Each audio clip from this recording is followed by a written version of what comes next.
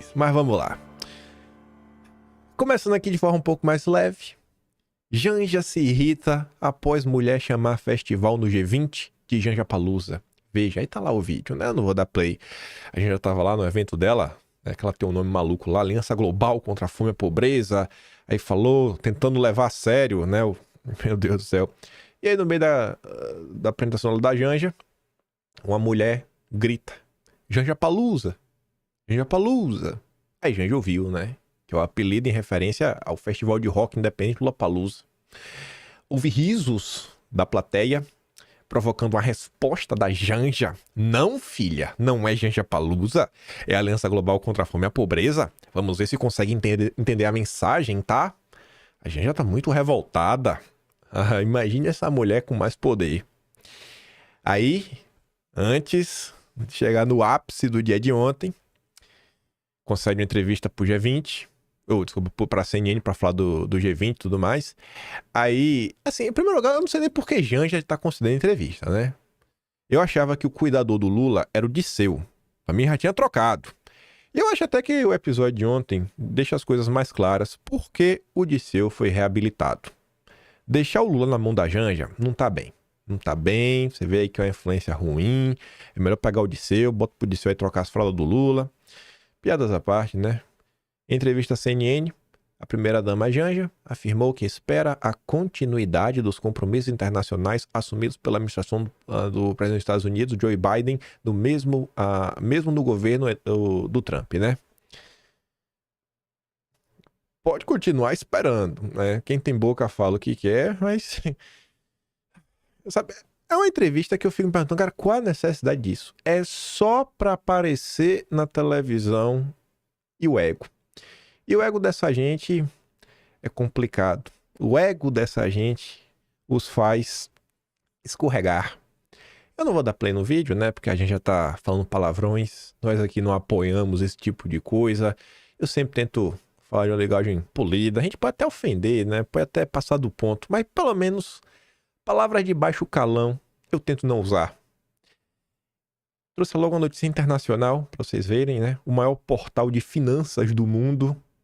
Esposa do presidente Lula xingou Elon Musk em evento no sábado no Rio de Janeiro ao falar sobre a necessidade de regulamentar as redes sociais e combater as fake news. A Bloomberg até foi bem respeitosa, né? Ela não colocou em destaque o que a Janja falou, mas ela falou aquela palavrinha que começa com a letra F, né? Vá pra casa do chapéu, Elon Musk. Mas ela fez de forma bem baixa. Aí o clima de tristeza já se abateu no consórcio, porque, olha que curioso, falei pra vocês ontem, e eu acho que eu falei também anteontem, e eu volto até a falar. Vamos ver como vai estar o clima no Brasil na quarta-feira. Quarta-feira. E por que quarta-feira, Kim? Porque tem uma regra, e eu tô botando uns dias a mais, que não é 48 horas, são 5 dias. Eu leio essas porcarias todos os dias. Todo santo dia eu leio o consórcio. Todo santo dia eu acompanho a rede social. E quando a narrativa ela é forte, mas forte, ela dura 5 dias. 5. Rapaz, quando passa de 5 dias, é um negócio muito fora da curva. Quer uns exemplos? Quando o Twitter foi banido. Foi um negócio muito fora da curva. Quando teve o Twitter Files. Foi um negócio muito fora da curva. Você teve essa questão do louco de Brasília? Foi assunto ontem. Você vê como essa questão da Janja, inclusive, já abafou a história do louco de Brasília? Esse caso, inclusive, né, teve um fim trágico. O cara, enfim, né, desistiu de continuar vivo. A tendência é que vão explorar, mas a chama vai se apagar. Eu nem baixei esse vídeo, mas se você for, por uma casa, tiver curiosidade, você parar pra ouvir, se você não acreditar no que eu tô falando, você vê o tom de voz que o Gerson Camarote ele tá empregando, é exatamente isso. O editorial de ontem do Estadão, já naquele tom de falando, poxa, ministro, adotar esse tom, sabe? Assim que o caso aconteceu, tá politizando demais a situação. É como se o Estadão estivesse confessando, a gente tem diante de nós uma oportunidade de destruir o bolsonarismo e vocês estão justificando todas as críticas que o bolsonarismo faz a nós. Aí tá ali. Gerson Camarote analisa o xingamento. É lamentável, porque todo debate é possível. Estamos vendo discursos de ódio, todo tipo de crime sendo cometido através das redes sociais. A primeira-dama do Brasil, a instituição, precisa manter toda a liturgia em relação ao cargo. O que ela fala tem grande repercussão. Muito fora da curva. Como é que você está querendo acusar, né? Porque o ponto do que aconteceu até, eles estavam tentando instrumentalizar a tragédia do louco para falar o seguinte, ó. Olha o discurso de ódio bolsonarista. Olha o discurso aí bolsonarista contra as instituições. Esse é o resultado final. Quem é que está pregando discurso de ódio? Que o Brasil todo viu. Aqui não teve. Até o Jornal Nacional comentou sobre isso ontem. Dedicou 1 minuto. Colocaram a fala da Janja toda, até o xingamento. Após Janja dizer, vá para casa do chapéu, Elon Musk rebate. Eles vão perder a próxima eleição. Aí foi chororô do início ao fim. Felipe Neto até fez um tweet ontem falando, eu te desafio a interferir aqui no Brasil. Tá muito louco, Felipe Neto. Nem coloquei aqui. Aí Bolsonaro, né, colocou ali o print de Elon Musk. Ele respondeu a um tweet do Visegrad24. A Elon Musk coloca 2 carinhas de emoji, né, dando risada. E coloca, eles vão perder a próxima eleição. Aí Bolsonaro coloca, né, já temos mais um problema diplomático. Parabéns aí, casal Lula. Igor Gadelha já foi atrás de uns bastidores. Ministros e diplomatas reagem a xingamento de Janja contra Elon Musk. Diplomatas brasileiros e ministros do governo Lula criticaram nos bastidores o xingamento proferido pela primeira-dama Rosângela da Silva, a Janja, contra o bilionário Elon Musk, dono do X. Diplomatas do alto escalão de Itamaraty classificaram a fala de Janja como desnecessária e avaliaram que ela tem potencial para atrapalhar mais a já provável difícil relação entre os governos Lula e o governo Trump. Musk, vale lembrar, foi anunciado por Trump na terça-feira como seu futuro chefe do Departamento de Eficiência Governamental, o DOGE, em seu futuro governo. Pedindo reserva, ministros de Lula também criticaram Janja. Nas palavras de um influente auxiliar presidencial, a primeira-dama passou do ponto com a declaração. Ainda no Metrópolis, eu vi essa nota do Capelli, aí eu fiquei meio assim, né? Porque o Capelli tá muito direitoso lá no Metrópolis. Ele tá muito direitoso. Aí eu já fico meio assim, né? Fico até na dúvida. Falo, pô, será que tá jogando pra torcida? Será que o Capelli não tá falando isso daqui só pra agradar a militância, só pra criar confusão? Eu gosto desse tipo de nota. Eu gosto. Veja só. Janja põe o governo Lula na mira de Trump ao xingar Elon Musk. Antes, opositores de Lula tentavam passar para Trump e Musk a teoria de que os movimentos do ministro para suspender o Twitter eram coordenados com o governo brasileiro. Agora, Janja acaba de oferecer a munição que bolsonaristas buscavam para dar sustentação à tese. Aí você vê, né? O Capelli não chama extrema-direita, fala opositores, depois fala bolsonarista e tudo mais, né? E você fica naquela. Será que tá jogando pra torcida ou não? Eu fiquei meio assim, né? Meio direitoso. Aí eu fui onde a informação é verídica. Onde, se você quer saber o que os globalistas querem fazer contra o Brasil, você vai lá. Quem é? O único. O flautista de Genebra, que há muito tempo anda passeando em Nova York. Jamil Chad, o porta-voz extraoficial da ONU contra o Brasil. Tá pra nascer um brasileiro que odeia mais o Brasil que o Jamil Chad. Não sei nem se o Lula odeia mais o Brasil do que Jamil Chad. Declaração de Janja coloca em risco a estratégia de Lula com Trump. Olha, na manchete aqui já está basicamente justificando o que o Igor Gadelha coloca, né? O temor da turma lá dos diplomatas, da Itamaraty. Desde a vitória de Trump, o governo Lula insistiu, queria manter uma posição pragmática. Tipo como foi com Bush. Não, que é sempre pragmático. Não vou criar problemas. O posicionamento brasileiro era justamente de tentar mostrar ao governo Trump que isso poderia se repetir, com Lula colocando como único critério o respeito ao Brasil. Tinha até uma frase: se houvesse uma crise, não seria por parte do Brasil.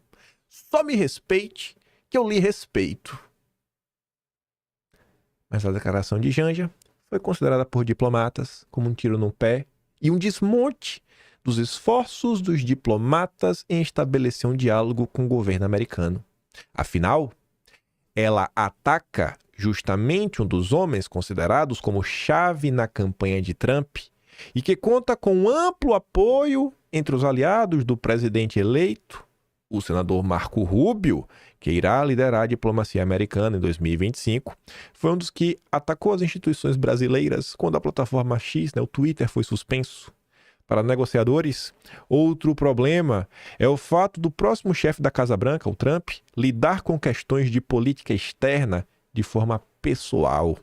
Ou seja, uma ofensa ou um ataque é visto como uma postura de Estado e que precisa ser respondido. Isso aqui eu gostei. Porque no Brasil, tudo o que você fala nunca é uma crítica ao CPF. É um ataque às instituições. Então, graças a Deus, a moda está pegando. Um ataque ao Elon Musk é um ataque às instituições democráticas norte-americanas. Dá que eu te dou outra. Os diplomatas alertaram que a declaração de Janja ainda ocorre no momento em que deputados e senadores bolsonaristas tentam criar uma narrativa nos Estados Unidos de que existe uma tentativa de silenciar a oposição por meio da suspensão do Twitter. Mas vejam só, Jamil Chad confirma o que o Capelli falou. Então o Capelli não jogou para a torcida, o Capelli estava certo. A estratégia do governo brasileiro era ainda de minimizar o espaço que Bolsonaro poderia ter na relação com o novo governo americano, mas as ofensas por parte de Janja foram consideradas como um presente à extrema-direita brasileira na busca por uma aproximação com Washington. Obrigado, Janja. Obrigado, Janja. Hashtag, eu tinha que levantar uma hashtag hoje no Twitter, né? Nunca mais, isso é um trending topic e parou, né? Desde que criminalizaram isso. Mas tinha que ter uma hashtag, sabe? Hashtag Lulinha tava certo. Você lembra de Lulinha, filho do Lula? Que ele falou certa vez? Hashtag Lulinha tava certo. Ia ser lindo. Aí, olha como são as coisas, né? Não passa nem o Wi-Fi. Nem o Wi-Fi. O Biden deve ter ligado pro Lula, né? Falou, Lula, faça alguma coisa, Lula. Amigo Biden, eu não sei o que eu faço. Lula, se acovarde. Fique de joelhos e peça pinico. Mas, amigo Biden, como é que eu faço isso? Faça uma declaração aí com a sua mulher, se humilhando perante o Trump. Vê se você pedindo pinico, ele não alivia pro teu lado. Aí Lula ouviu o amigo Biden. A gente não tem que ofender ninguém, companheiro. Disse Lula horas depois da repercussão da fala da primeira-dama. Sentiu ou não sentiu? A fala do Lula é: eu queria dizer para vocês que essa é uma campanha em que a gente não tem que ofender ninguém. Nós não temos que xingar ninguém. Nós devemos apenas indignar a sociedade. Janja dividiu o palco com Lula durante o discurso. Não adianta, Lula. Não adianta, cara. Se você realmente quisesse pedir pinico, como você pediu, e ser ouvido, você tinha que pelo menos repreender publicamente, falar, ó, você ia pegar a Janja, colocar no palco, botar pra pedir desculpas, né, junto com o Felipe Neto, e depois você pedir desculpa de novo, em nome da amizade do amigo Biden. Assim não vai colar. Tá todo mundo vendo, tá feio. Tá feio, cara, tá feio. Aí, pra você entender, né? Porque o pessoal tá tão preocupado, Jamil Chad, Itamaraty. Onde é que o Trump tava ontem? Parece que aquele rapaz ali de boné do lado dele é o Elon Musk, né? Se o cara realmente for levar pro pessoal, a situação por lá não tá muito boa, não. Você vê, né? Olha lá. Até foto ali, selfie. Um monte de homem velho, feio, todo mundo junto. Olha a preocupação dele, né? Que Felipe Neto falou. Ouse tentar interferir aqui no Brasil pra você ver. Ouse. Ah, Felipe Neto vai gravar um vídeo cheio de Nutella pra desmascarar o Trump. Pegando aqui um gancho, porque o Jamil Chad falou do Marco Rubio, né? Vai chefiar a relação internacional dos Estados Unidos. Hoje, 6 da manhã, fresquinha essa nota. Novo secretário de Estado dos Estados Unidos encontrou advogados de ex-assessor de Bolsonaro. Essa matéria, eu acho que vale se questionar, né? Por que a Folha publicou isso? Como é que a Folha descobriu essa informação?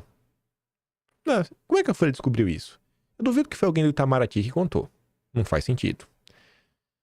O que eu sei que é importante esse tipo de matéria na imprensa. Ela ajuda a criar esse clima gostoso que a gente tá vivendo aí desde a eleição presidencial norte-americana. Tá um clima gostoso na internet. Recentemente, Rubio se reuniu com advogados do Felipe Martins. O tema foram suspeitas de que houve falsificação de registro de entrada de Martins nos Estados Unidos no final de 2022 pelo Serviço de Imigração americano, o Customs and Border Protection. Lembrem que a turma lá quer fazer uma limpa contra todos os sabotadores do governo. Se falsificaram a entrada do Felipe Martins, de quem mais eles não podem ter falsificado? Então não é uma questão que envolve o Brasil, é uma oportunidade para o Partido Republicano, né, que agora está cada vez mais à direita com Trump, é uma oportunidade deles desmascararem aí, né, pessoas do Partido Democrata que podem estar aprontando. Então eu acho de verdade que esse caso aí vai gerar um grande interesse lá fora. Esse registro foi usado pelo ministro, né, como argumento para manter Felipe Martins preso durante 6 meses deste ano. Vamos ver aí, vamos ver. A imprensa está comentando. Interessante. Voltando ainda, isso aqui, assim, a questão do Lamar, a gente tá dá até risada. Agora essa fala aqui é de um absurdo sem igual. É de um absurdo, assim, é um negócio desumano. Sério, não tem como falar de outra forma. Sabe, eu acho que assim, tem algumas coisas que independente se você é direita ou de esquerda, você tem que ter um certo decoro ao falar, sabe? Um respeito assim mínimo pelo bem das relações interpessoais entre o ser humano. Todo mundo viu o que aconteceu lá em Brasília, o caso aí como é o nome do cara, pai? Do tio França. Aí a Janja vai falar sobre o caso, fala com tom de deboche, dando risada, e fala, né, o bestão lá acabou tirando a própria vida com fogo de artifício. Mas enfim, risos, né? Incrível. E o pessoal dá risada. Isso é muito chato, gente, sabe? Isso aí é um negócio assim que é ridículo. E curioso que a Janja, antes de falar isso, ela ainda comenta, né? Aí você entende por que o Paulo Capelli falou o que ele falou, porque o Jamil Chad está preocupado com essa narrativa de falar que o governo age, né, em parceria, sei lá, contra as pessoas para censurar a direita no Brasil. Ele já tá falando, a gente convidou o ministro, né, que sendo um grande parceiro na questão de fake news. Pô, parceiro do governo, parceiro do Lula. A Janja não tá se ajudando, né? A Janja não tá se ajudando. Que continue assim. Que continue assim, né? Que deem sempre o microfone pra senhora Janja falar, porque quando ela abre a boca, são umas pérolas aí sensacionais. A Tsu colocou isso daqui, eu acho que vale realmente uma mini reflexão. Ela fala, né? Indiretamente, até nós patrocinamos, seja como comprador dessas marcas, espectadores ou criador de conteúdo do próprio YouTube, porque também é parceiro, né? Do evento aí da Janja. Lá em cima, né? Que de cima para baixo, eu acho que os mais importantes. Você vê Itaipu, sua notícia sobre Itaipu, né? Apoiando esse evento. Banco do Brasil, BNDES, Caixa, Petrobras, Prefeitura do Rio. Aí depois tem como parceiro internacional o BID, né, Banco Mundial. Esse aqui eu não sei qual do lado, não consigo ver. Colaboradores institucionais, até a Apex, né, Governo do Rio de Janeiro, Porto do Rio. Apoiadores, acho que é oficiais, não consigo ler direito, mas enfim. Abralatas. Deixa eu ver um negócio aqui. Esse nome não me é esquisito. Almanac 2023. Abralatas. Deixa eu ver.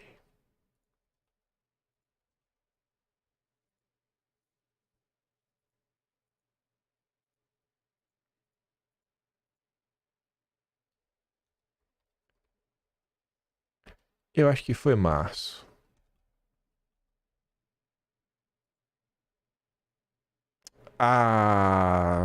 Eu tô falando que foi março. Minha memória é boa, viu? Minha memória é boa. Deixa eu ver aqui, ó. Deixa eu botar só um tiquinho. Só um tiquinho. Meio de... Vou voltar aqui pro índice, né? Vamos fazer direito. Aqui. Mostrar a capa, né? Vou botar assim, ó. Cadê? Pronto. Vamos lá. Dossiê bom é assim, né? Que a gente releva as coisas. Atlas Brasileiro, março de 2003. Terceiro mês do governo Dilma. Aí você vai aqui para economia. Tá? Deixa eu ver, né? Mamata voltou, mais confusões internas, lei comove, nosso com força. Não sei se teve nenhum. Não lembro se teve algum caso específico aqui na Caeta Furacão, mas enfim. Tá, tem discussão de picanha, abóbora, inflação, gasolina, PIB, desemprego, empresas fazendo L, sendo retrocesso. Meu Shopping Minha Vida, aqui começou, né? Aquela questão das comprinhas. Mas vem aqui, ó. Reforma tributária ou verde? A gente já falava isso em março do ano passado. Aí você vai dar uma olhada às notícias da época. Reforma tributária de Lula leva carga sobre serviços em 210%. Reforma tributária é a salvação da lavoura, a única bala de prata que temos. Foi pra frente, né? Aí começa a brincadeira boba. O AP, né, responsável pela reforma tributária, confirmou que fumo e bebidas serão tributados pelo chamado imposto do pecado. Já começa a confusão do imposto do pecado. A AP diz que imposto do carbono é discutido na reforma tributária. Setor de bebidas alcoólicas luta contra o aumento do imposto sobre o pecado. Imposto do pecado pode atingir o setor nacional de refrigerantes. Aí vem aqui a Metrópolis. O OMS criou pela primeira vez,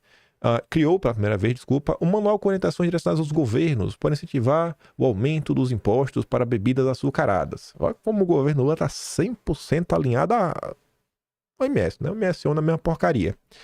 Aí, a última matéria desse tópico é essa daqui da Veja. Vou dar um zoom maior aqui. Abralatas que tá aí patrocinando o Janja Palusa. Abralatas, apoiando o Janja Palusa, propõe tributação diferente para quem protege o meio ambiente. A Veja informava aqui, nesta quarta, em evento em parceria com a Coca-Cola, que contou com a presença do deputado federal Arnaldo Jardim, presidente da Frente Parlamentar pelo Brasil Competitivo e Economia Verde em Brasília, sobre ações da economia verde em pautas do Executivo Legislativo. A principal ideia discutida envolveu uma tributação diferenciada para quem protegesse o meio ambiente. Né? Enquanto as pequenas indústrias nacionais alertavam para os riscos fiscais que o imposto do pecado e a reforma tributária verde poderia causar na economia, outra entidade, no meio, né, fazia um evento com uma das maiores empresas do mundo do ramo, né, Coca-Cola. Abralatas aí sempre apoiando grandes eventos. Nossa, o que seria do Brasil sem Abralatas? Obrigado, Abralatas. Obrigado.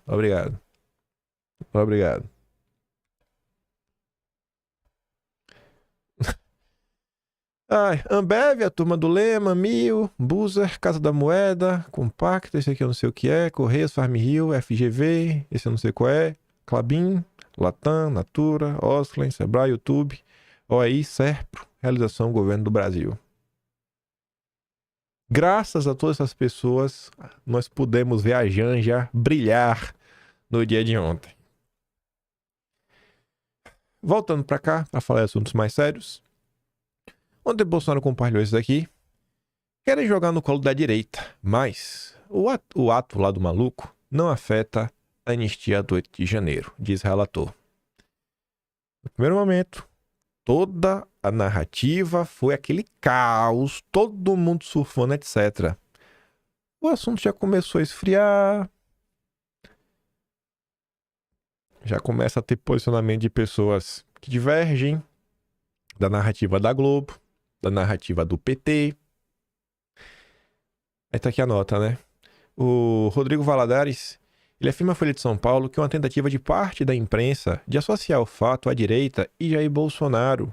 Mas é quando o discurso de aliados do ex-presidente diz que o ocorrido deve ser tratado como um fato isolado. No meu entender, a gente vê que, infelizmente, parte da mídia está querendo jogar isso no colo da direita, de Bolsonaro, da anistia. Entendo completamente diferente. É um fato isolado. Uma pessoa que sofria, sabe, não tava bem da cabeça. Não tava bem da cabeça. Ontem eu me deparei com isso daqui também.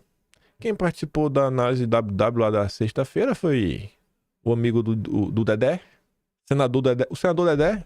É um amigo do Dedé, até o Ciro Nogueira, rapaz, afirmou que o ocorrido, né, não vai enterrar o pé da anistia. E ele fala, pô, cara isolado, pelo amor de Deus, não tem como interferir.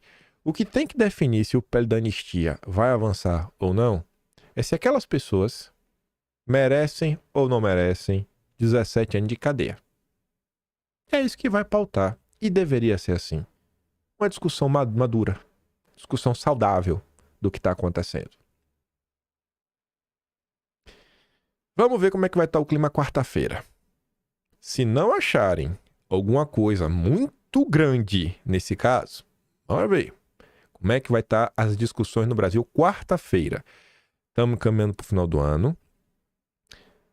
Está próximo do recesso do Congresso, o que significa que Lula não tem muito tempo para apresentar um corte de gastos, porque se entrar em recesso não vai cortar nada. O mercado vem pressionando, né? Vira os banqueiros que mandam desgoverno. Vamos ver como é que vai estar o comando do Brasil quarta-feira, se a narrativa vai colar. Mas vamos lá. Vamos começar a segunda parte de um jeito meio diferente. Semana passada, tivemos aquela gritaria quando Bolsonaro publicou um texto na Folha de São Paulo.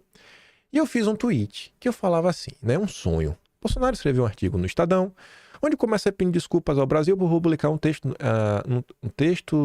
no jornal que mais atuou em golpes de Estado. Aí ele explica o que é golpismo, relembrando os melhores momentos golpistas, Júlio de Mesquita em 89, 1889 e Julinho em 32 e 64. Aí a gringa Brasília, que eu sempre trago um tweet ou tela aqui em vídeo, principalmente quando ela fala dos globalistas, de agenda verde e tudo mais, ela compartilhou e eu achei interessante esse post dela porque me lembrou de algo e eu acho que até dá para explicar para vocês por que eu faço tanta questão de apoiar Bolsonaro. Ela fala assim, ó, um sonho dela. Eu acho que esse sonho dela não vai se realizar, mas tudo bem. Bolsonaro escrever artigo, pode ser Folha, Estadão, onde reconhece que foi um grave erro elogiar o torturador da ditadura, o Coronel Ustra. Sem isso, não há a menor possibilidade de qualquer pessoa minimamente civilizada o apoiar. Ela diz mesmo que Bolsonaro traga o Aldo ou até o Allende ao Salvador Allende, né? Na chapa, não dá. Aí depois ela faz um segundo tweet, que é o tweet que eu achei curioso. Está evidente que a rota nacionalista não será através dessa esquerda fake do PT, do Lula, tracinho Jorge Soros. Terá que vir do centro-direita. O momento é propício para a criação de uma frente nacional, mas algumas roupas nojentas devem ser lavadas em público para que a frente possa atrair amplo apoio. Não acho que vai ter nenhum tipo de lavagem de roupa suja nem nada. Eu vi isso daqui e eu tô acompanhando algumas coisas que estão acontecendo na esquerda. Eu acho que vocês também, porque eu mostro várias para vocês. Você vê que há insatisfação com Lula, as políticas neoliberais do Lula, as traições do Lula junto à esquerda, as nomeações que o Lula fez. Já tinha gente nas últimas horas pedindo pro Lula agora demitir a Sônia Guajajara. Eu nem coloquei aqui no vídeo de hoje. Tá tendo aquela manifestação da escala de trabalho. Tá começando a ter placas nessas manifestações, no fim da escala 6x1, placas criticando abertamente o Lula. E não é placa que o cara pegou uma cartolina em casa e escreveu. É um negócio feito em gráfica. E aí parte da esquerda até falando, olha, eles estão recriando o movimento golpista do não é só 20 centavos que levou à queda da Dilma. Então, assim, tem um racha gigantesco na esquerda. A gente acompanha isso vocês também. E muita gente, né, assim, perdeu totalmente a esperança no Lula. Só que quando eu vi essa questão da gringa, mais especificamente, eu lembrei de uma parada que ocorreu em fevereiro desse ano. Fevereiro de 2024. Que eu falei, cara, e eu acho que tudo isso se conecta. Toda essa desesperança que se abateu na esquerda não, em parte da esquerda, porque a esquerda woke, identitária, progressista, globalista, essa tá fechada com Lula. Não vai largar por nada. Mas aquela esquerda mais tradicional, ela tá bem chateada. Ela vem fazendo críticas abertas. Teve um evento que eu acho que pra mim foi muito chamativo também. Olha a eleição do André Fernandes lá em Fortaleza. Pô, tu pode falar qualquer coisa, tu não vai me convencer que é normal ver o PDT apoiar o André Fernandes contra o PT. Por mais desavença, não é normal apoiar o André Fernandes ao invés do PT, apoiar a extrema-direita. Isso não é normal. Então, assim, tem alguns movimentos acontecendo que chamam a minha atenção. Eu acompanho essa insatisfação. Aí, em fevereiro desse ano, o que foi que aconteceu? O senhor Mangabeira Unger, ele se encontrou com o Bolsonaro. E aí começou a ter uma história lá de um habeas corpus, se vai ter, se não vai ter, etc, tudo mais. Tá lá no Atlas, você pegar para dar uma lida. E aí no Atlas, tem essa notícia aqui, que é da Veja. Desistir. Diz Mangabeira Unger sobre habeas corpus em favor de Bolsonaro. Essa era a manchete. Esquece a questão do habeas corpus. Se liga nisso daqui. Nessa entrevista que foi feita, a Veja perguntou pro Mangabeira o seguinte: qual o objetivo desse diálogo? Tu foi atrás de Bolsonaro. Foi atrás de Bolsonaro, né? E aí, nos últimos dias, até está se debatendo também essa questão, porque o Trump se vendeu, né? Ou então não, quer dizer, tem gente falando, não é que tem gente falando que o Trump se vendeu, tem gente falando assim, que Trump não se vendeu, não se curvou, ele não mexeu 1 milímetro de onde ele está, as pessoas que vieram até ele. Beleza. Mangabeira veio procurar Bolsonaro, né? Então Bolsonaro não moveu 1 milímetro. E aí quando você vai dar uma lida no que o Mangabeira fala sobre Bolsonaro, você vê, né? Fala, olha só, né? Veja como, nas suas proporcionalidades, algo similar que aconteceu nos Estados Unidos, quando o Kennedy foi procurar o Trump, vamos colocar assim, né? Qual o objetivo desse diálogo? Qual o objetivo de falar com o Bolsonaro, Mangabeira? Eu defendo a criação de uma alternativa nacionalista e produtivista com a que chamo de vanguarda no Brasil. Veja que ele está mais ou menos na linha do que a gringa brasileira está falando, uma frente nacionalista. De um lado estão os pequenos empreendedores que abraçaram uma cultura de autoajuda e que, por falta de outras opções, buscam satisfazer sua ambição de maneira isolada. São os emergentes. De outro, estão os batalhadores, a massa trabalhadora, que também abraça essa ideia de iniciativa própria. Olha o que ele diz no final. Ambos, os trabalhadores e os empreendedores, os pequenos empreendedores, ambos estão colocados à direita atualmente. É possível conciliar os dois lados em um cenário tão polarizado? Eu não defendo uma grande coalizão nacional. A ideia é organizar uma alternativa que conte com o apoio de uma maioria nacionalista. Essa maioria não pode sair apenas dos quadros de uma facção descontente da esquerda. É a mesma coisa que a gringa brasileira falou, cara, não vai sair do PT, não vai sair do Soros. O PT representa o que chamo de pseudo-esquerda. Pseudo-esquerda. Esquerda fake. Eu duvido que a gringa, assim, por isso que eu falei pra você, eu lembrei disso aqui na hora. Veja como um negócio, assim, é similar.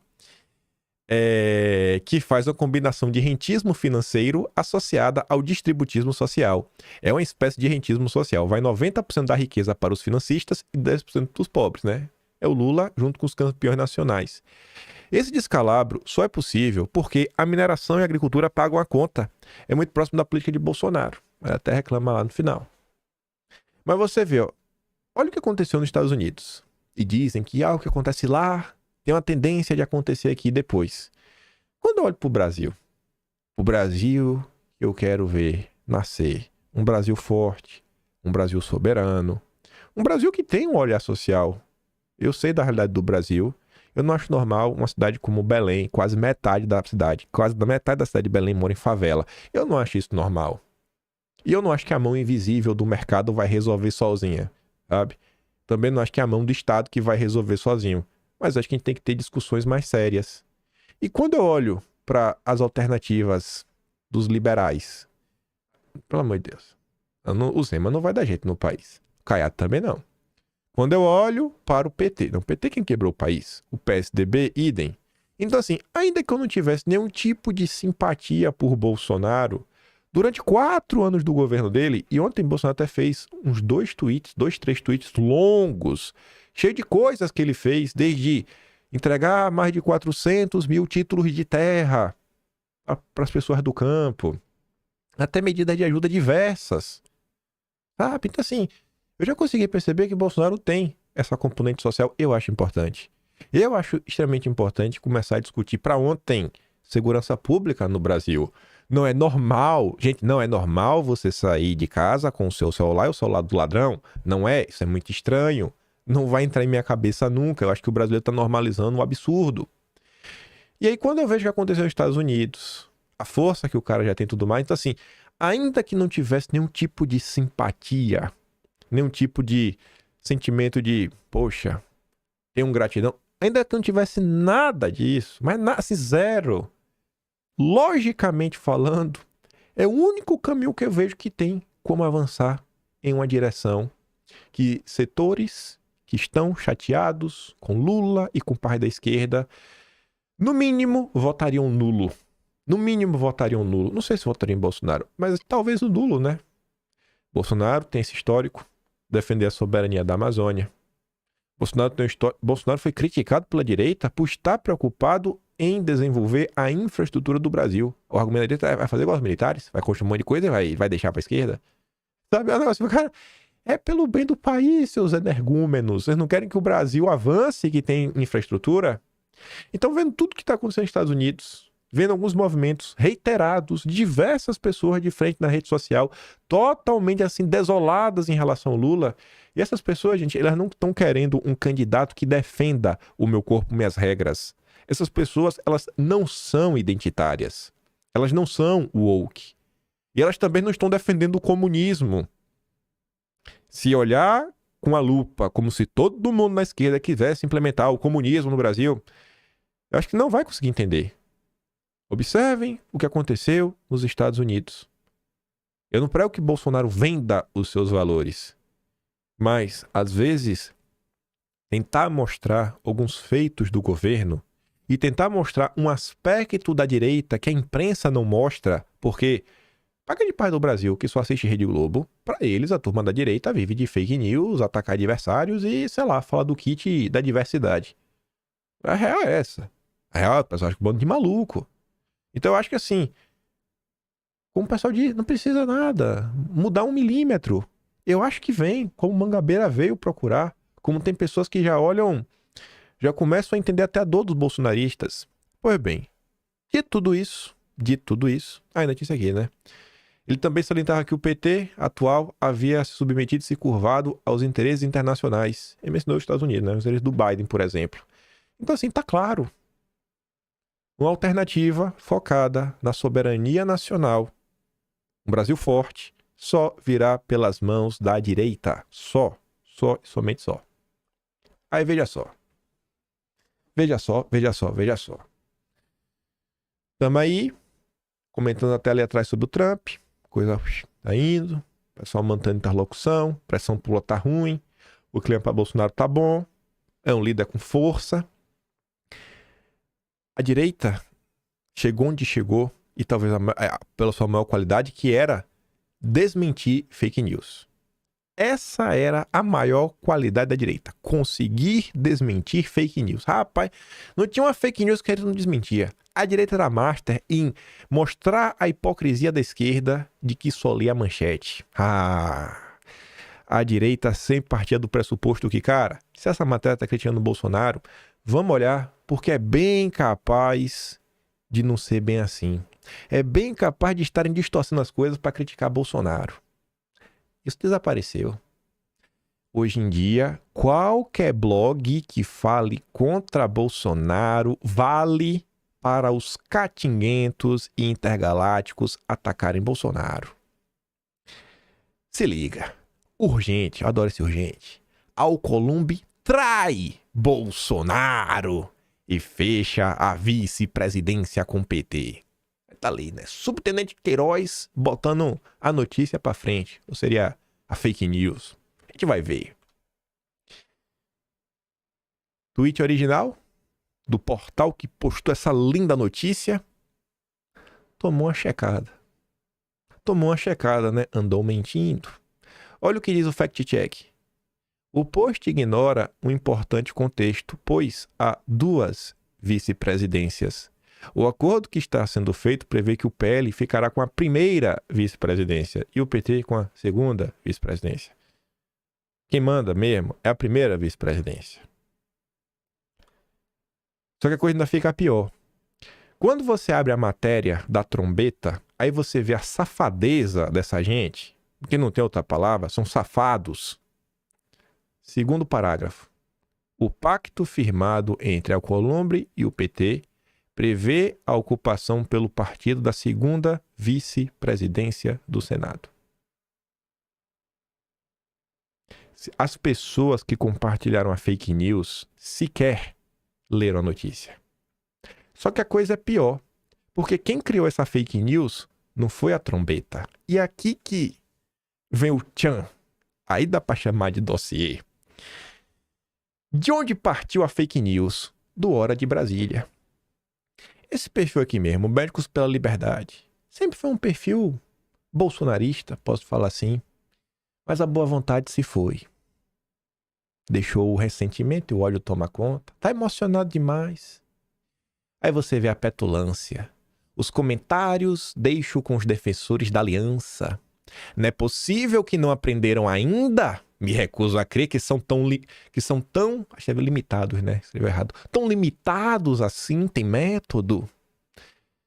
Médicos pela Liberdade. Eu acho que limitado é Vossa Senhoria, que não abriu nem a matéria para ler. A matéria original é essa. E se você ver, eu botei o primeiro parágrafo e não grifei nada, porque a trombeta copiou e colou a matéria do coleguinha. Não sei se é do mesmo grupo de imprensa. Mas copiou e colou o mesmo texto, nem alterou. O pacto firmado entre a Colômbia e o PT prevê a ocupação pelo partido da segunda vice-presidência do Senado. E eu conheço esse portal. Eu conheço essa caatinga é a mais fedorenta de todas. Essa caatinga é a mais fedorenta de todas. Mas calma. Calma que a gente vai chegar lá. Você vê, né? Freedom Forever. É gratificante. Olha o ódio exalando assim. Chega, tá babando. O ódio intergaláctico. É gratificante poder observar o fortalecimento de nossa democracia através de acenos.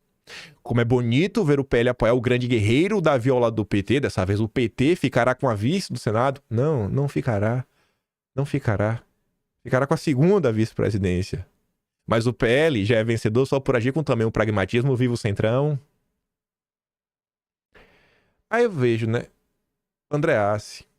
Cara realmente inteligente, não tô falando de ironia.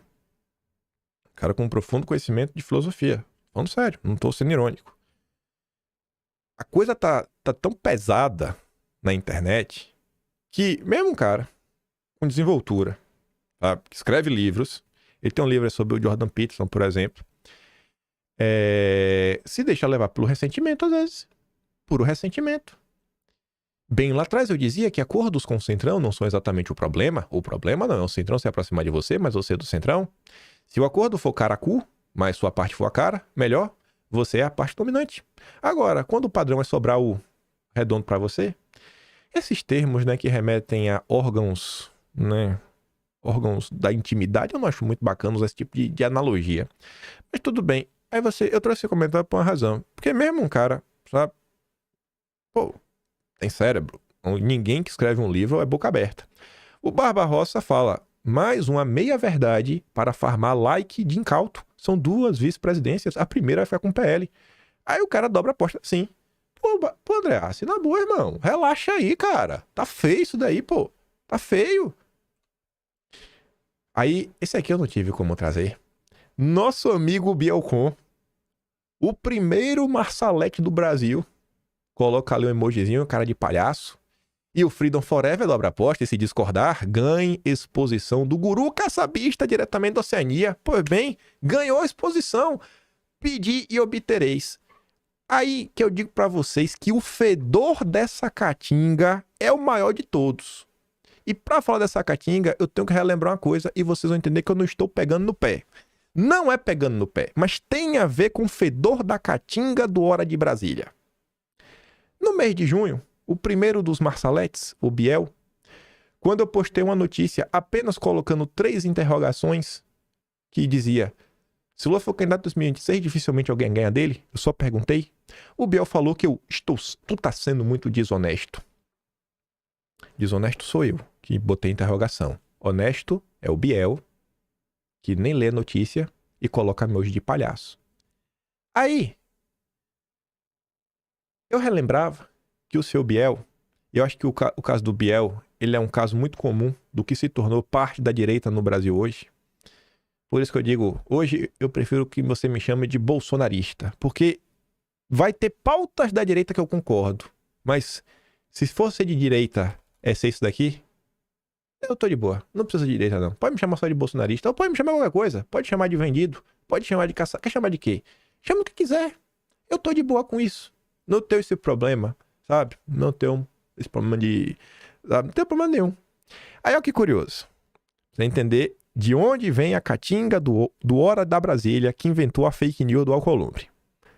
Fake news não, né? Uma desinformação que a manchete não condiz com o conteúdo da matéria. Em 3 de maio de 2021, eu falava que, em 10 de agosto de 2020, Carlos Bolsonaro já havia dito: não sejam inocentes de cair no velho mimimi de tomar e achar lindo. Roberto Jefferson quer tomar na mão grande o que Bolsonaro construiu, arriscando sua própria vida. Quando a casa está edificada, é mais fácil se dizer dono de obra e ser autoproclamado líder de algo. Veja que é um movimento muito similar ao que está acontecendo. Veja até que o Carlos Bolsonaro vem comentando sobre alguns assuntos e segue sendo atacado por parte da direita. Aí, aquelas falas do Carlos Bolsonaro em 2020. E na boa, é um cara que eu vejo com muita precisão. O comentário da Geórgia, eu acho que se encaixa até muito bem nos dias atuais. É um retrato que você vê que o tempo passa e o comportamento meio que fica igual. Ela falava assim, ó. O Carlos falava, nem me impressiono, Roberto Jefferson, eu conheço um pouco, segue o barco. A Geórgia dizia, nem é só um aliado, e não um candidato a noivo do ano. Não aguentamos mais tretas, Carlos. Vem coisa pior por aí. E, tipo, agora, não, parem de chamar os outros de intergalácticos. Mas vocês estão atacando o Bolsonaro todo santo dia. Chamando de frouxo, safado, vagabundo, vendido. Aí chama de intergaláctico se jogar no chão. Socialistas resolveram tomar o mundo de assalto, não respeitam mais as regras, precisamos de forças. O inimigo do meu inimigo é meu amigo. Você sabe o poder que tem, né? O que o Roberto Jefferson trouxe para a direita? Destruição, radicalização. Aquela coisa que ele fez na eleição de 2022 ali é o retrato do que foi o Roberto Jefferson para a direita. E o Carlos dizia, muito tranquilo quanto ao que expôs e concordo. Só que assista ao vídeo antes de me criticar. Quem está sendo atacado aqui sou eu. Como o Carlos também foi atacado pelo Pablo Marçal na época. Acusado de ter um gabinete do ódio. Roberto Jefferson, nesse vídeo que eu mostrava, ele falava que os filhos de Bolsonaro só atrapalhavam e que Carlos tinha, basicamente, colocar a minha até falava que tinha que se afastar dos seus filhos. Era a mesma coisa de sempre. 4 anos depois, estamos no mesmo lugar. E sim, sei de muito, mas prefiro ficar na minha posição do jogo. Apenas sejamos inocentes e caímos no velho mimimi de tomar chá lindo. Aí veja, passado um ano, em 3 de maio de 2021, o Biel, que no primeiro momento ficou do lado do Roberto Jefferson, o Biel, ele hoje em dia não é mais Marsalete, acho que desde o episódio do laudo falso, ele acordou, tipo o que ele prometeu e ele não cumpriu, porque ele fala o seguinte, ó, depois desse áudio vazado do Roberto Jefferson, eu mudei minha forma de pensar. Se esse áudio for realmente verdade, eu criei nojo desse cara. Como que eu pude acreditar nele nesse tempo todo? As pessoas não aprendem. 4 anos depois, as pessoas não aprendem. Aí vocês perguntam, por que você tá pegando isso daqui, Roberto Jefferson, Biel, Carlos Bolsonaro, para falar do Hora de Brasília? Agora a gente vai chegar lá. Hora de Brasília, eu conheço, porque essa é a caatinga mais fedorenta de todas. A mais fedorenta de todas. Quando você vai lá no site Hora de Brasília, você olha para contato, você vê o jornalista responsável, o dono do blog, é o Hugo Alves. Quem é Hugo Alves, Kim? Vamos ver.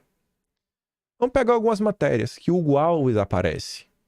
Sabia que seria preso. Diz amigo que viu o bolsonarista ser detido pela Polícia Federal. Matéria de 26 de junho de 2020. O jornalista estava acompanhado do seu amigo Hugo Alves. Que jornalista? Que jornalista? Oswaldo Eustáquio. Hugo Alves, amigo do Oswaldo Eustáquio, conversou com Metrópolis e detalhou. Saímos de Brasília, onde Oswaldo mora há pouco mais de um ano, e seguimos para Ponta Porã para visitar os tios dele. Você vê o cara bem próximo de Oswaldo Eustáquio, até viajou junto para Ponta Porã. Em outra matéria, de 2022, Oswaldo Eustáquio é inocentado pela justiça após ser acusado de calote. Esquece a manchete. Na apreensão, no dia da apreensão do cinturão em Arcroz, comprado por Oswaldo Eustáquio, Quem estava dirigindo o carro era quem? O seu amigo. Que amigo? Hugo Alves, braço direito do blogueiro bolsonarista. Esse é o Hugo Alves. A desinformação que vocês caíram e que várias pessoas utilizaram para atacar Bolsonaro é a catinga do Oswaldo Eustáquio. Mais uma vez, a turma do Oswaldo Eustáquio apronta de novo. Quantas e quantas vezes serão necessárias para a direita aprender a deixar de ser trouxa? Trouxa! Vocês são trouxas! Quando Oswaldo Eustáquio e seus amigos colocaram fogo em Brasília, em dezembro de 2022, que o Sererê foi preso, Oswaldo correu pro Planalto. Quem foi que foi falar pra CNN? Hugo Alves, do Hora de Brasília. Ele que mandou os vídeos da chegada do Oswaldo no Palácio do Planalto à noite. Então, assim, é causando e criando problemas dia sim, dia também, dia sim, dia também, dia sim, dia também. Vocês não aprendem, trouxas, trouxas. É incrível, 4 anos sendo feito de trouxas, as mesmas tramóias e articulações para gerar desgaste e ninguém aprende. É incrível, cara. Jornalista Oswaldo Eustáquio é a cara do novo PTB no Paraná. O jornalista investigativo Oswaldo Eustáquio, ícone do bolsonarismo no Brasil, Ave Maria, representa a nova cara do PTB no Paraná. Nas cores verde e amarelo e de estatuto com viés conservador, Eustáquio é um dos principais aliados do presidente nacional do partido, o senhor Roberto Jefferson. 2 leões que têm enfrentado as injustiças do país com denodo e galhardia. Não sei nem o que é isso. O PTB no Paraná é presidido pelo empresário Reginaldo Rossi de Curitiba. E como é que esse empresário chegou ao controle do PTB do Paraná? Ele foi indicado para nacional pelo jornalista Hugo Alves, braço direito do Oswaldo Eustáquio. Junto com Magno Malta, Daniel Silveira, Abraham Weintraub, Cristiano do Brasil, outros ícones da direita brasileira, Eustáquio deve comandar uma cruzada nacional conservadora com o objetivo de eleger deputados federais em todos os estados do Brasil.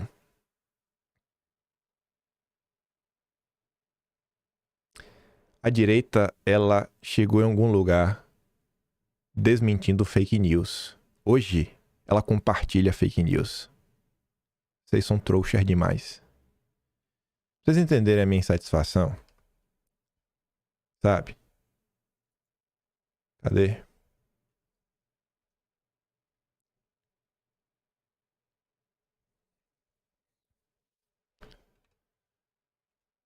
Aqui para mostrar os compartilhamentos, né? Quem compartilhou a matéria. Se eu disser que avisei eu vira intergaláctica, direita limpinha, ou tenho nojinho do centrão? Pois é. Quem achou que ele não faria isso, boa sorte aí pra vocês que passam pano para esse traste. Esse aqui não é o Hora de Brasília, né? Esse aqui é o da trombeta. Mas você tá vendo a informação?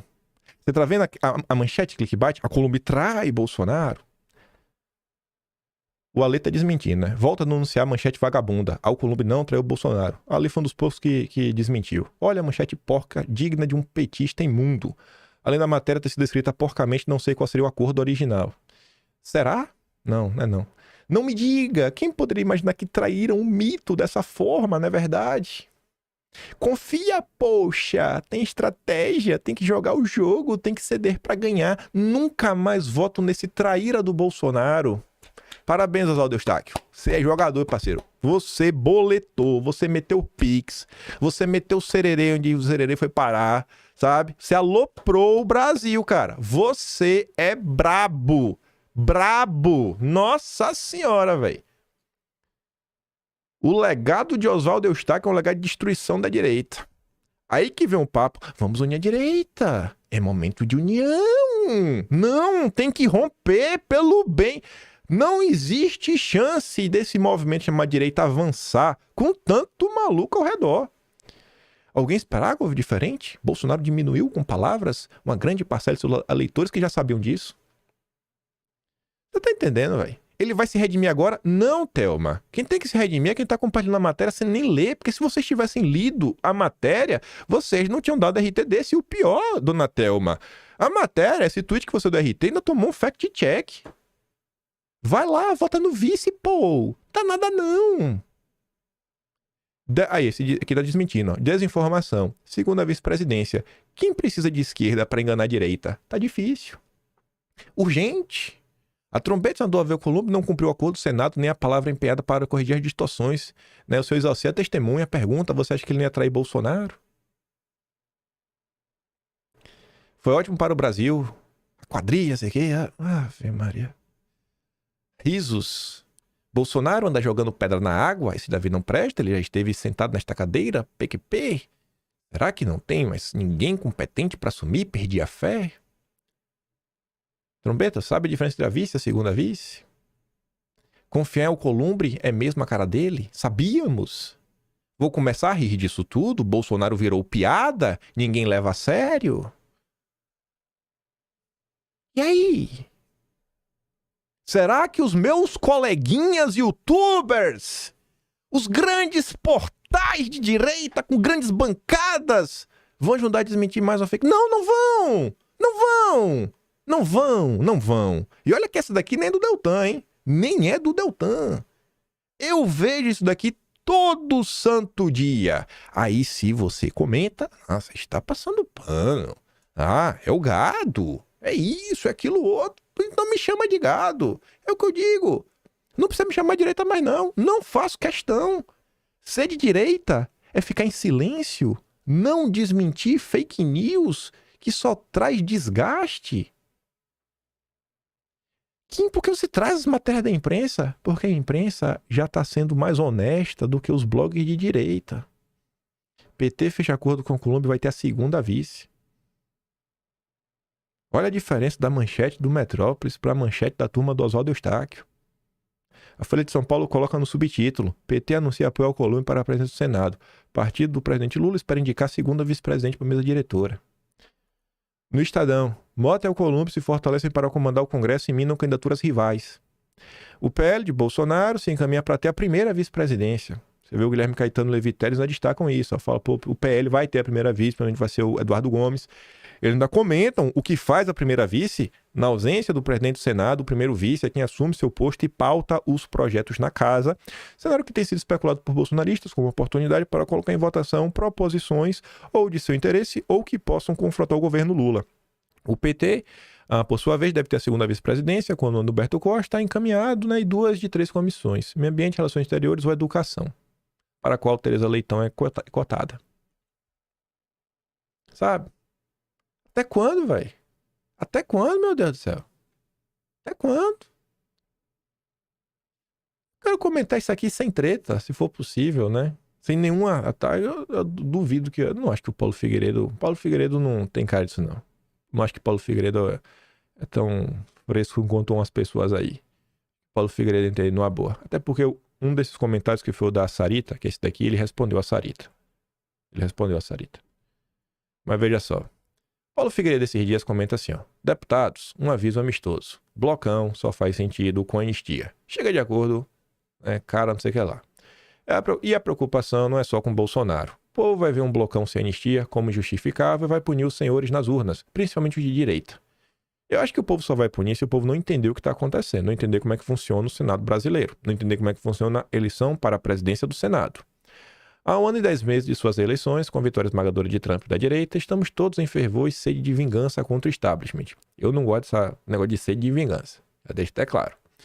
Quem não entender essa onda será demitido em 2026. Eu duvido. O povo, com a memória fraca, caindo na lábia do Oswaldo Eustáquio... Calma que o povo não é bem assim, não. Aí Tsuko pergunta: e o Paulo, então faz o quê, bicho? De fato, todos estamos em fervor. Mas não tem um sede de vingança, assim, de justiça. Estar em fervor com sede de vingança foram sentimentos irresponsáveis das pessoas insuflados por outros que resultaram no fatídico dia 8. Oswaldo mesmo influi isso daí de um jeito sem igual. Eu entendo seu sentimento de euforia, pois o país no qual você reside agora está numa situação positiva. Trump reeleito, maioria na Câmara, Senado, Judiciário, mas é sua realidade. Um cenário totalmente antagônico ao do Brasil.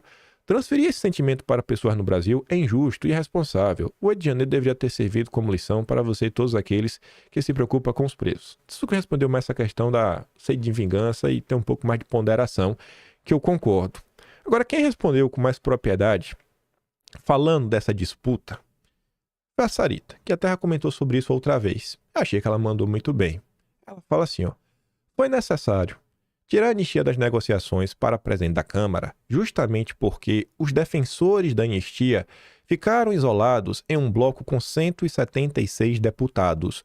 Todos os outros deputados resolveram apoiar candidatos que eram abertamente contrários à anistia, isolando os defensores da anistia, Hugo Mota e bolsonaristas, nesse bloco com 176 deputados. Diante desse cenário, nem o bloco de Hugo Mota sairia vencedor, nem a anistia passaria no plenário.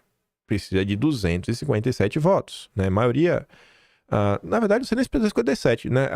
Seria a maioria durante a sessão, né? Se tiver, sei lá, 401 pessoas, se tiver 201 votos, passa. Enfim, quando o Lira decidiu criar uma comissão especial para debater a anistia e desvincular esse tema da eleição para presidente da Câmara, o MDB entrou no barco do Hugo Mota, criando um blocão de 257 deputados. Depois disso, todos os outros partidos quiseram entrar nesse barco. Basicamente, não tem nem mais candidato.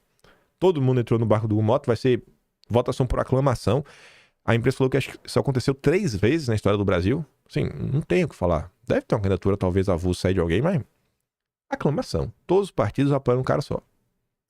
Conseguiu construir esse cenário. Enfim, aí a Sarita fala, ó: a população ela só vai punir os deputados nas urnas se esse fato concreto for escondido da população. A explicação do que acontece. Política é número. Política é um esporte de grupo. Não é um esporte, né? Por um sério. Mas entenda a analogia que eu tô falando. É um esporte. Se fosse um esporte, é um esporte de grupo. Não é tênis, que é 1 contra 1. Até jogo de dupla, né? Mas é como se fosse futebol, é como se fosse basquete. Cara, é time, é números. Não é assim. É preciso explicar com base na realidade o que de fato aconteceu e não tentar justificar jogando para a torcida, criando a falsa ilusão que os deputados de direita, isolados em um bloco com 176 parlamentares, conseguiriam aprovar o PL da anistia, no cenário em que a maioria demonstrou, por A mais B, que é contrária. É preciso fazer o dever de casa e conquistar uma maioria favorável à anistia, e a chance disso acontecer é na comissão especial, quando a história dessas pessoas em injustiça que elas sofreram será exposta. Acredito que boa parte dos que são contrários à anistia hoje mudaram de opinião quando se deparam com os fatos. E olha que Dila Capala ainda teve essa confusão em Brasília. Aí o Paulo respondeu numa boa Sarita falando: pô, veja meu programa, onde eu falo exatamente sobre isso. Mas sem o resultado da anistia, o blocão fica injustificável de qualquer forma. E a Sarita rebate. E eu acho que ela rebateu de boa. Ela fala assim, ó: cara, mesmo sem anistia, ainda que não tenha anistia, o blocão continua justificável. Uma vez que possibilita aos deputados do PL negociarem a presidência de comissões e espaço na mesa diretora, em outras palavras, estando no blocão vencedor, eles não ficam na posição de deputados do baixo clero. Optar pelo baixo clero era uma posição do Bolsonaro quando ele jogava sozinho no parlamento. Hoje, com um grupo maior de deputados conservadores, não faz mais sentido não ocupar espaços de comando dentro da casa. Bolsonaro estava sozinho. Sei lá, sozinho. Vamos botar assim, 2014. Tu consegue me citar 10 pessoas de direita que estavam no parlamento em 2014? 10. Eu acho que não é um número grande. Eu falo Bolsonaro, Marco Feliciano. Eu paro por aqui. Sabe? 10. Cara, 10, pra fazer o que com 10? Hoje em dia, só o PL tem 99. Lá atrás você fazia esse discurso, tá? Mais duro. Você tá se posicionando. Hoje, você fazer o discurso bonitão, beleza. Mas hoje, o que tá na mesa é ter 4 comissões na Câmara, por exemplo. Vai deixar de ter? Não é importante convocar ministro? Não é importante colocar pautas que são importantes às vezes para avançar? Aí, mas depois o Lira não leva para plenário. Pô, a gente comentou no vídeo de ontem, ou foi anteontem, a maior parte dos projetos de lei, diversos deles, eles são terminativos nas comissões. Uma vez que eles são aprovados nas comissões, eles já vão direto para o Senado. Mas direto! Não é todo o projeto que tem a obrigatoriedade de ir para o plenário da Câmara. Sabe, gente? Assim, pode estar comentando esse assunto dia sim, dia também, dia sim, dia também. Eu realmente acho que é coisa de número e eu acredito piamente que a população consegue entender. Eu tenho o mesmo posicionamento há 4 anos. 4 anos atrás eu estava falando sobre subnúmeros. Olha isso aqui. Isso aqui que a gente precisa para poder vencer. Sem esses números, nós não conseguiríamos, não conseguimos vencer nem nada. Deixa eu ver se eu acho aqui, se tá aqui fácil no Atlas de... Eu falei isso até em outubro. Acho que eu relembrei um tweet meu agora no mês de outubro. Espero que... outubro não, setembro. Acho que tá setembro. Acho que é setembro. Porque eu lembro de ter revisado já no Atlas. Eu acho, né? Eu revisei no Atlas. É isso aqui mesmo. Vai estar aqui, ó. Foi o dossiê que eu fiz, acho que no mês de setembro. Pera aí.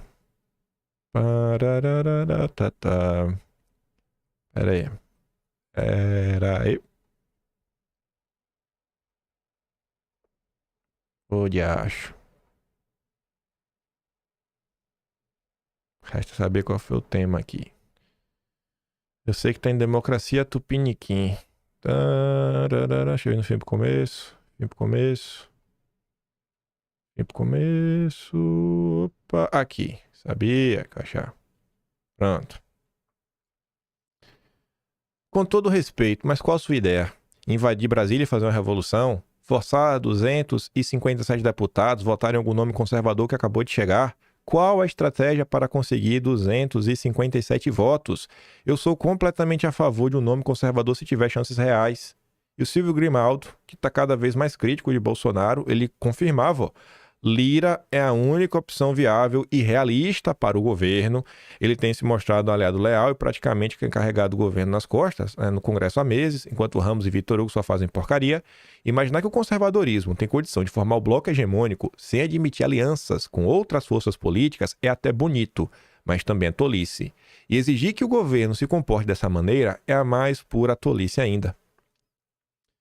2 de fevereiro, ó, Bia deve comandar a comissão mais importante da Câmara. E ela comandou, que foi o quê? Que foi a CCJ. Poxa, a Carol de Tune não chegou na CCJ, não chegou à toa. Pô, bicho, eu realmente não consigo entender qual esse tesão da galera em perder de pé. Esse comentário eu mostrei, agora vocês entenderam o contexto. Depois da Sarita explicar, numa boa, sem ofensa, sem xingamento, olha o tipo de resposta que a pessoa deixa. Abá são os trouxas. No fim deram pro Centão todo o poder. E nós, o povo, perdemos tudo. Façam o seguinte, pare de negociar em nosso nome. Nós preferimos vocês na cadeia. Ela quer colocar a Sarita na cadeia. Por esse comentário aqui, ó. Esse comentário deveria colocar a Sarita Coelho na cadeia. Na cadeia. Quem está... não é infiltrado. Não é infiltrado. É a dona Fernanda, super de direita.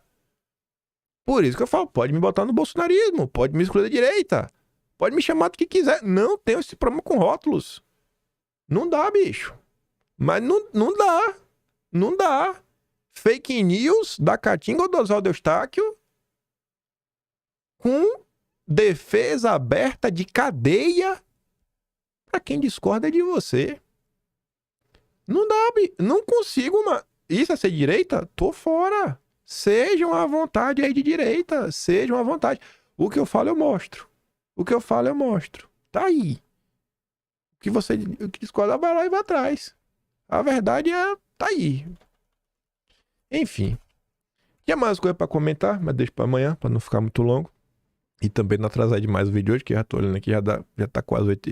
É 8h13, 8h14 agora. Já atrasou o vídeo hoje. Mas é isso.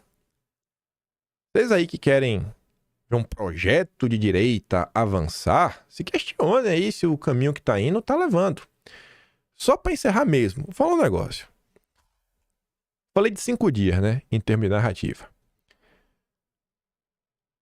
Episódios de ruptura, eles normalmente não são rápidos.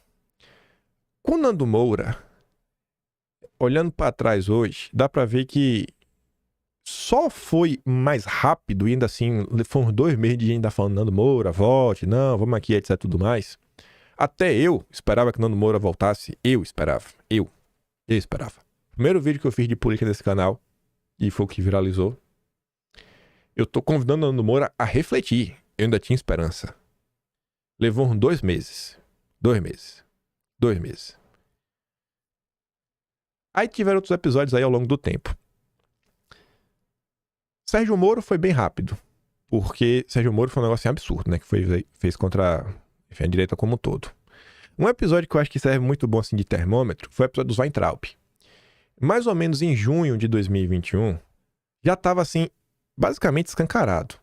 Certa vez eles fizeram um tweet, que era tipo um foguete em formato de órgão masculino, falando, sei que lá, Bolsonaro, Centrão, tudo mais. Ali tava assim, mesmo com essa crítica aberta, ainda tinha gente, não, briguem no privado, não traga esse negócio para público, é momento de união. O mesmo papo que o pessoal tem agora. Então, o que eu vejo é o seguinte. Tomando como base que a confusão começou em junho. Em junho, para valer, começou a confusão. O clima entre os deputados não é mais o mesmo. Os próprios deputados já têm suas desavenças entre si. Você bota aí 3 meses. O Weintraub começou esse daí em junho, só em janeiro do seguinte. Foram 6 meses, mais ou menos. Então, botando aí que você nessa fase aí de 6 meses, confusão agora, mais 3 meses, ali para fevereiro. Fevereiro, março, eu acho que a coisa deve estar assim bem clara. Quem tiver para dar um passo para trás, vai dar um passo para trás. Quem tiver que romper, vai romper de vez. Vai ficar assim meio claro. O clima de tensão na rede tá bem claro para mim.